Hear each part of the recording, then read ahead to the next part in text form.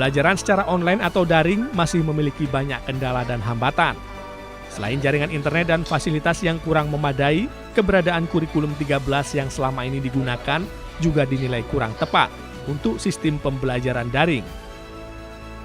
Pakar pendidikan UNESA Dr. Andes Martadi MSN berharap pemerintah segera membuat kurikulum transisi yang lebih tepat digunakan di masa pandemi ini.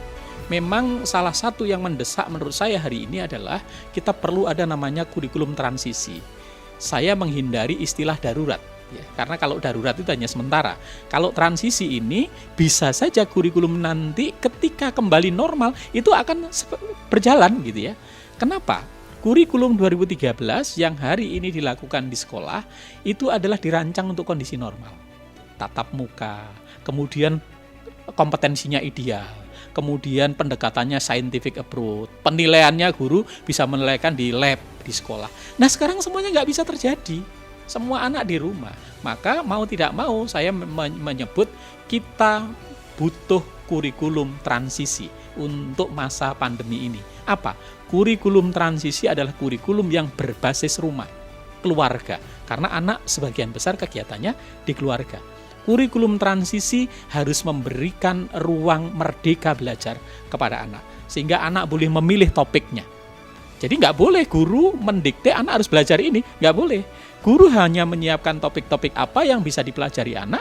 Anak bisa memilih, saya tertarik itu yang saya pelajari di rumah. Silahkan. Cara belajarnya gimana? Terserah anak. Yang penting dalam kurun waktu tertentu, anak-anak bisa menguasai kompetensi itu. Lalu orang tua menjadi guru pengganti. Ya. Untuk itu apa? Sekolah harus menyiapkan panduan sederhana untuk orang tua. Gimana cara mendampingi belajar anak? Karena tidak semua orang tua itu punya background pendidikan, ya, untuk mengajar anak. Tidak semua teredukasi dengan baik, artinya pendidikannya sarjana. Nah, kalau tahu-tahu harus menggantikan peran guru tanpa diedukasi kan pasti akan kesulitan. Jadi PR-nya adalah selain membuat kurikulum transisi, harus yang berbasis rumah tadi atau keluarga tadi, perlu disiapkan edukasi untuk orang tua agar orang tua bisa mendampingi belajar anaknya dengan baik. Kurikulum transisi sistem pembelajaran daring ini bisa digunakan karena tidak ada yang bisa memprediksi sampai kapan wabah COVID-19 akan berakhir. Hingga pertengahan Juli 2020, jumlah kasus positif COVID-19 di Indonesia masih cukup tinggi, mencapai 78.572, dengan jumlah kematian mencapai 3.710 kasus.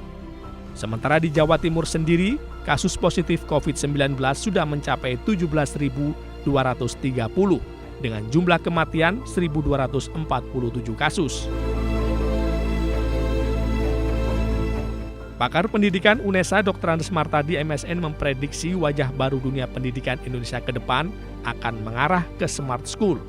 Pendidikan tidak hanya tergantung pada teknologi informasi, namun juga harus mementingkan nilai kemanusiaan.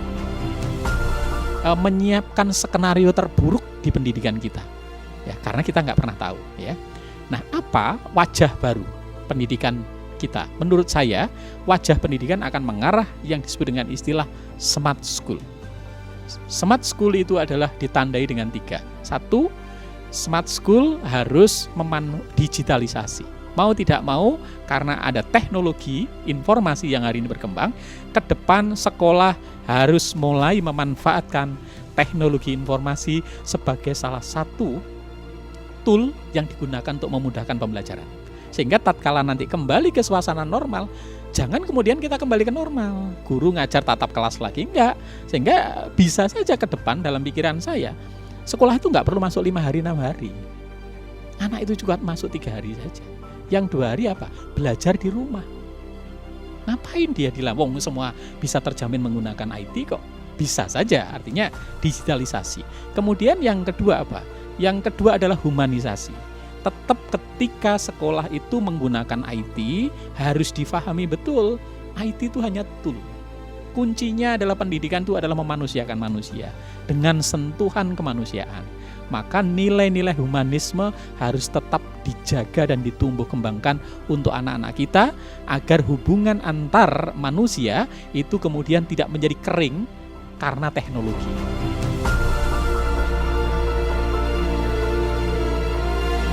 Pemirsa, wabah virus corona tak seharusnya merenggut hak siswa dalam memperoleh sistem pendidikan yang layak.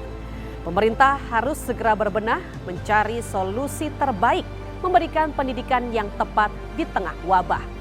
Sampai jumpa pekan depan dalam program Sorot, mengungkap fakta di balik peristiwa.